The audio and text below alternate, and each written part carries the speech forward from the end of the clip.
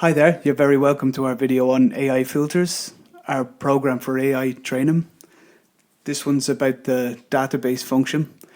You've already seen it in our previous videos. It's our integrated database of trained AI filters. Here are the filters that come with the program as standard. Then we have the two filters we created ourselves in the previous videos on the basic functions and the before and after images in training. This is the comic filter, which we can now apply to any image here. This network was trained based on our before and after images. We also trained a vintage filter together earlier, which we can also apply here.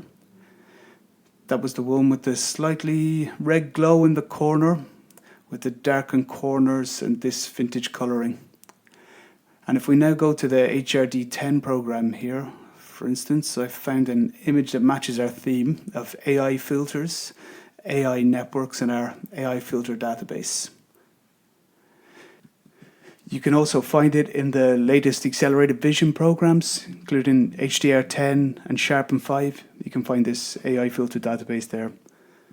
The top here under the network button, you can switch that on and off. And if we expand the box with our filters here, we can see the filters that come included and the filters we trained ourselves, which the HDR program has also detected because they were saved in our database. So we can also use them in this program. We can use the comic style that we trained in AI Filter 1 directly from the HDR program. So we can build up our own database with effects that are then available in all the programs in our products. We can also use the vintage filters here again. You can see how fantastic that looks when it's applied to the image. Like the database of LUT styles, this AI filter database is included in the programs connected to each other.